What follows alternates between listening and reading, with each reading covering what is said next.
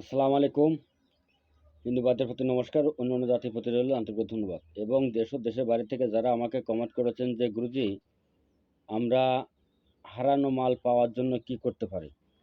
আমি আপনাদের মাঝে আজকে যে যে নকশাটা উন্মুক্ত করে দিচ্ছি, হারানো মাল ফিরিয়ে পাওয়ার জন্য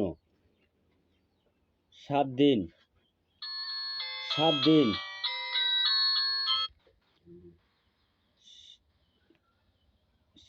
7 দিন পুকুরে ফেলবে।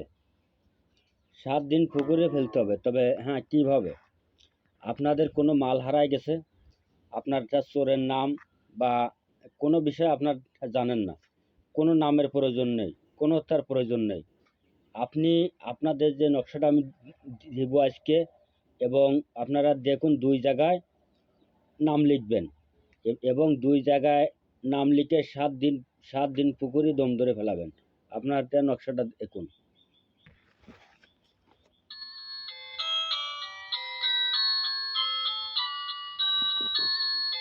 এই যে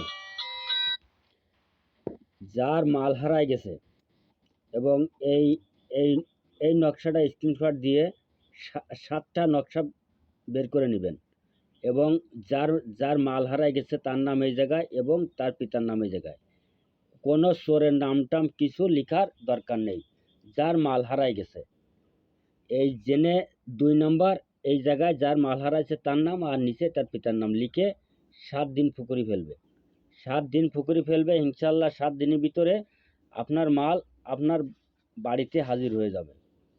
তা যদি আমার ভিডিওটা ভালো লাগে, বেশি বেশি করে লাইক করবেন, শেয়ার করবেন, কমেন্ট করবেন।